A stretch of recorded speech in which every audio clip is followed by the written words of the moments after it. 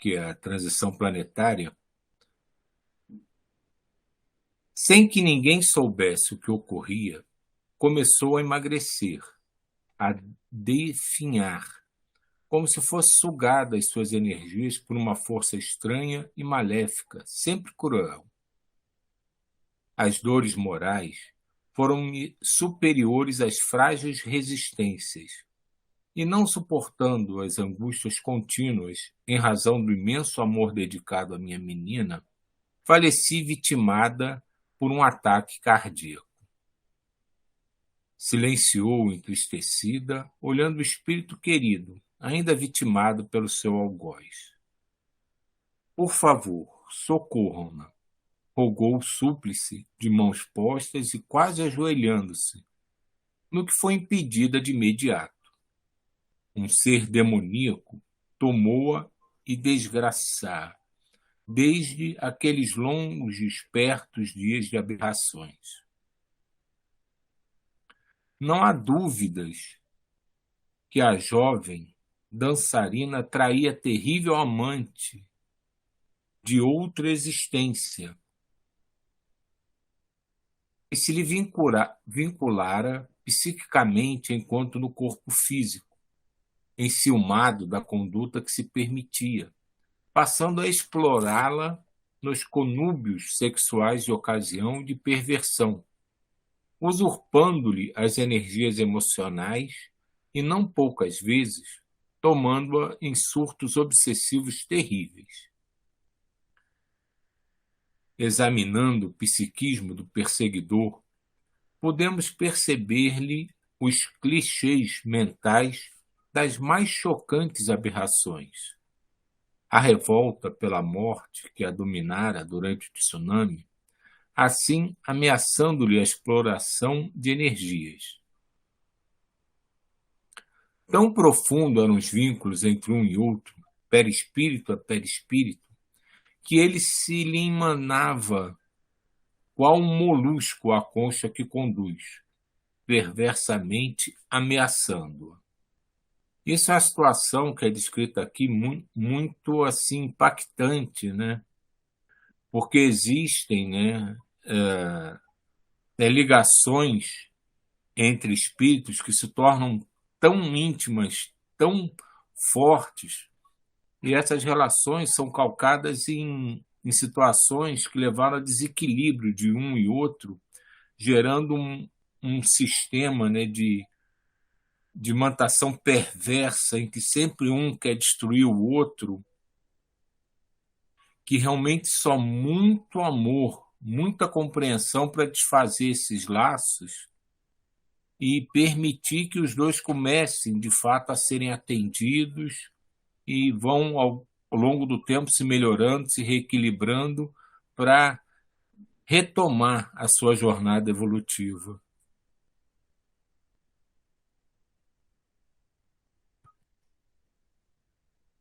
Aproximei-me da infeliz e apliquei-lhe energias balsâmicas e calmantes, levando a um ligeiro torpor. Enquanto isso, a mãezinha orava as sutras do Corão, dominada por emoção compreensível e acompanhando a nossa terapia.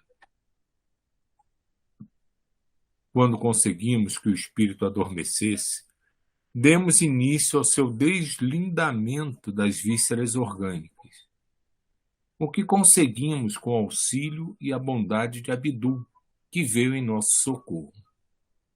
As duas entidades, muito ligadas, lembravam-nos um caso de chifopagia espiritual. O malfeitor bradava em alucinação com medo de perder a presa que explorara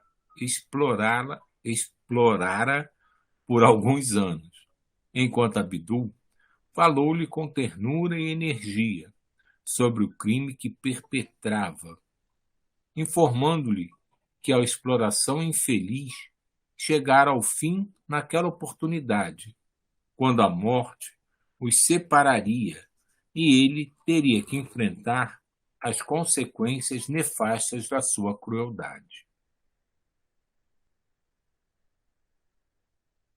a conduta mais própria era adormecê-la também, a fim de ser providenciado recurso de libertação, quando ela pudesse contribuir com o pensamento e os sentimentos renovados, porquanto a atração mantida era resultado do seu comportamento, que facilitara a perfeita identificação entre o plug nos chakras coronário e sexual e as tomadas de seu agressor.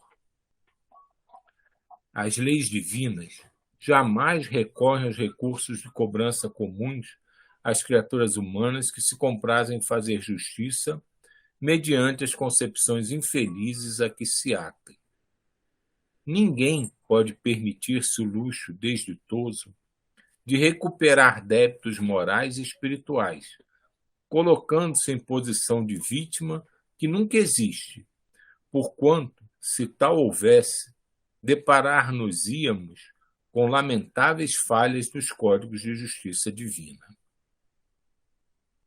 Aqui ele fala naquela situação em que dois espíritos são envolvidos em situações de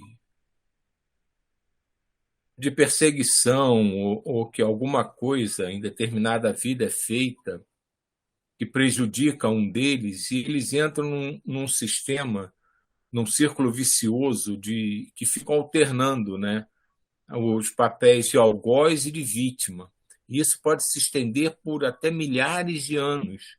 Sempre um, quando está encarnado e outro desencarnado, o desencarnado ou o encarnado pode se achar, de alguma forma, que foi vítima e quer se vingar, quer obrigar o outro espírito envolvido no processo ou a se corrigir, ou a reconhecer seu erro, ou simplesmente sofrer o que ele sofreu no passado. E isso é uma coisa que faz uma imantação tão forte que às vezes precisa uma intervenção mais severa da espiritualidade maior, como nesse caso, em que eles aproveitam toda essa situação do tsunami, do desencarne súbito, todo esse desequilíbrio para desligar os dois. E se não há uma compreensão, um mínimo sentimento que possa ser utilizado para que os dois possam compreender a inutilidade dessa mudança constante de papéis, essa alternância. Hoje eu sou o tadinho, sou o coitadinho, sou a vítima. Então, mas amanhã eu estou mais forte, posso me vingar. Para que isso seja quebrado, é preciso muito amor para levar os dois a uma reflexão, a uma compreensão. E, geralmente, nesses casos, há uma grande utilização dos espíritos familiares, que sempre trazem muito amor, muita devoção, muitas energias benéficas a esses espíritos. Mas mesmo quando tudo corre bem e esses espíritos conseguem ser desligados, inclusive começam a compreender por tudo que passaram, tudo que realizaram, isso não os livra das consequências dos atos que eles cometeram enquanto envolvidos nesse processo nefasto. Então, mesmo depois de conseguir a libertação um do outro, e os dois até em conjunto começarem a compreender tudo isso, eles não ficam isentos de terem que enfrentar as consequências dos seus atos. Como qualquer ato, qualquer atitude que a gente tenha, não precisa ser nada nem tão grave assim, gera uma consequência que a gente vai ter que enfrentar depois. Esse negócio que você disse aí, Silvio, eu li em algum lugar que o próprio encarnado, né, ele tem, às vezes, tem necessidade de ficar com essa ligação, né? Às vezes é um encarnado que não se... Como é que é aqui? Que não se diz... Como é que fala a palavra? Ele fica dependente, né? Ele fica dependente dessa ligação, né? Aí ele que fica chamando, procurando um espírito, né, assim, inferior para ficar com ele, né, ali. E aí não né? E consegue se. tem casos na literatura, né, em que o obsessor é o encarnado, que É isso fica que eu buscando lembrei. toda vez que ele adormece, né, que ele entra em alguma forma de É, desdobramento, ele vai em busca desse outro espírito no mundo espiritual eu já e li que fica chamando, fica e é assim, o não, verdadeiro obsessor. é ele que está me chamando, não, é ele que está me procurando, é ele que vem atrás de mim quando está dormindo, no caso, né, quando. Então, o próprio encarnado que tem essa dependência, essa ligação, mais do que eu lembro. A gente costuma falar muito em obsessão, né? Mas às vezes existem aqueles casos que nem é uma intenção de prejudicar. É aquela mãe que perde o filho, é o filho muito ligado à mãe, que ela vem a desencarnar, que fica naquela imantação e aquilo acaba perturbando. Assim, a intenção inicial dele, né, real, não é nem prejudicar, nem causar nenhum mal, mas aquela imantação faz com que esse outro espírito, né, que pode estar desencarnado, não consiga se equilibrar e fica num constante desequilíbrio, porque começa a se angustiar, porque está sendo chamado toda hora, que está ali. No caso de mãe e filho, isso é muito comum, né? Um ou outro, né? Começa a se desesperar porque sente que quem ficou encarnado não está conseguindo lidar com aquilo que está sofrendo. E essa relação é muito mais comum do que a gente imagina. Acaba, acho que os dois ficam prejudicados, né? É, Tanto um que está, que, vamos supor, o encarnado, que fica com essa dependência, e o desencarnado também, que não consegue se desvincular e não consegue, né? Aí os dois ficam atrasados, né? Sei lá como é que fala, ficam, não desenvolvem, né? Não crescem, não aprendem, não sei como é que fala. é, acho que é bem aí, acho que é assim que se fala mesmo. Eles ficam presos e mantados naquela coisa, é como você caminhar, né? Se você ficar parado, você não consegue completar o caminho, né? É meio que por aí mesmo. No caso, o livro trata de uma coisa mais bruta, né? Uma coisa mais impactante, né? Que é a intenção de prejudicar. Mas eu acho que existe uma enormidade de quantidade de casos em que existe esse tipo de ligação, de mantação, né? Encarnado e desencarnado, que o objetivo nem é prejudicar, é só falta de compreensão de como funciona toda a dinâmica do mundo espiritual. É o apego mesmo, como o Sani estava dizendo aqui. É o apego, né? A gente tem muito apego a determinadas coisas, né? Como a gente estava falando, né? Das coisas que a gente não joga fora, né? A gente desenvolve certos apegos que a gente mesmo não sabe explicar, mas a gente não consegue se desvencilhar daquilo.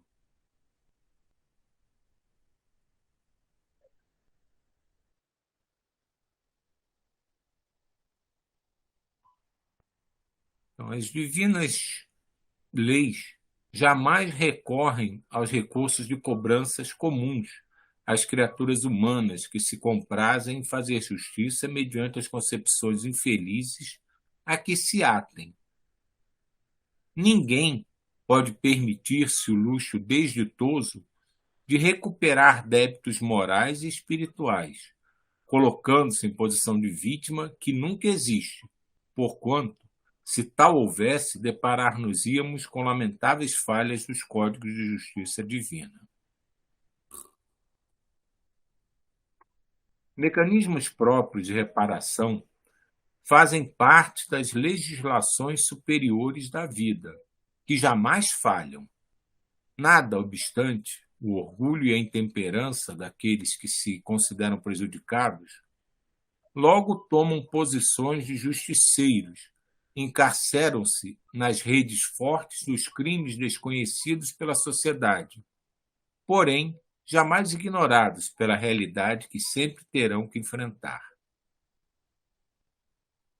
Quando a mãezinha percebeu que a filhinha dormia relativamente em paz, embora alguns estertores naturais, como resultado inevitável das construções mentais arquivadas no inconsciente e as emanações morbíficas do adversário que se mantinha vinculado, sorriu feliz e tentou abraçá-la. Tratava-se, para mim, de um caso muito especial, porquanto era a primeira vez que observava o fenômeno de obsessão que se iniciara durante a vilegiatura carnal, prosseguindo além da morte, sem nenhuma alteração por parte do perseguidor inclemente. Nessas ocorrências lamentáveis, o algoz também sofria as contingências experimentadas pela sua vítima, em torno do processo de desencarnação. Explorada pelo vingador, ela o intoxicava, embora inconscientemente, com as suas emanações de desespero e de perda do tônus vital animal da conjuntura física, que era absorvido pelo inimigo. Quer dizer, ele era tão ligado, né, o espírito dele era tão ligado ao dela, né, que ele já começava a sentir as mesmas sensações desagradáveis, os mesmos desesperos que ela sentia com toda a situação do desencarne.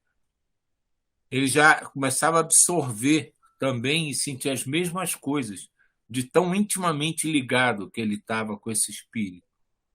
E isso é um processo que acontece com certa frequência, né? Quando um espírito se manta a outro, né? Se a gente pode dizer assim, ele fica tão ligado e mesmo pensando que ele tem sua individualidade preservada, essa relação, essa simbiose, como acontece na própria natureza, faz com que ele vá também ficando à mercê de tudo que acontece com aquele espírito ao qual ele se mantou. E ele vai piorando o seu desequilíbrio sem perceber, porque ele se acha que mantém a situação de dono da situação até que o desequilíbrio já seja tão grande que ele vai perdendo a consciência e pode chegar até a, digamos assim, que a gente poderia chamar de uma loucura, né, com a perda total do raciocínio, um desequilíbrio acentuado. Abdul providenciou uma padiola e amigos cooperadores para o transporte de ambos os espíritos ao lugar próprio, que lhes estavam destinados, considerando-se a especificidade da ocorrência. Emocionada pela felicidade que fruía, a genitora expressou-nos os seus sentimentos de gratidão, inopinadamente osculando nossas mãos, o que muito nos constrangeu, considerando-se que o mais beneficiado éramos nós próprios. E isso aí me lembra uma historinha, né, como sempre fala o Ismael, né, de um dia que eu estava passando na rua e uma senhora bem idosa me pediu para comprar uns remédios para ela.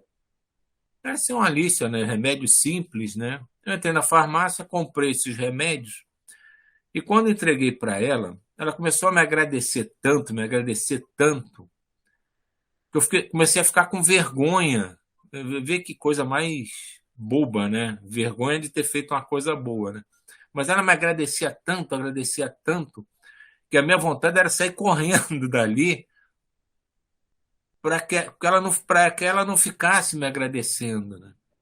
E a sensação que eu tive em fazer aquilo, como ele fala aqui no parágrafo acima, foi talvez melhor o sentimento que eu tive, né, que eu pude ter em mim, do que a satisfação dela de receber os remédios. Mas ela agradecia tanto que aquilo me constrangeu. E a minha vontade era deixá-la ali e sair correndo, para me afastar o mais rápido possível, para que ela parasse de demonstrar gratidão.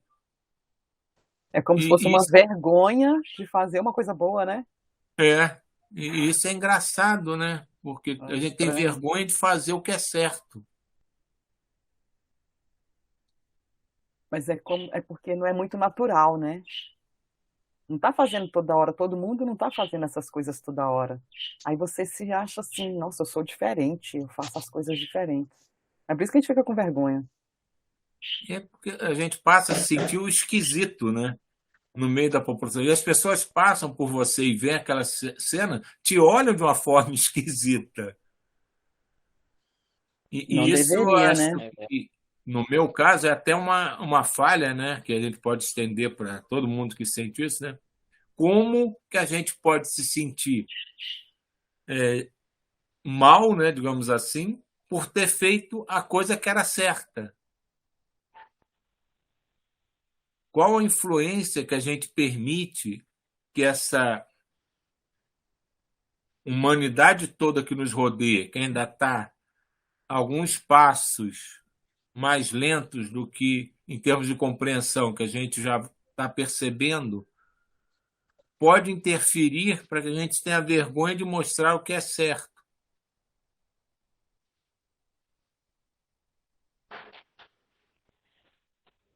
Eu acho que não é nem só um sentimento de vergonha, é um sentimento em que você acha que é deveria ser tão natural que você acha esquisito. Eu não sinto vergonha disso. Às vezes eu ajudo as pessoas na rua, mas as pessoas realmente ficam nessa de, oh, muito obrigada, você não está fazendo nada demais. Isso deveria ser o comum. O que eu acho que é mais uma sensação de estranheza nossa, né?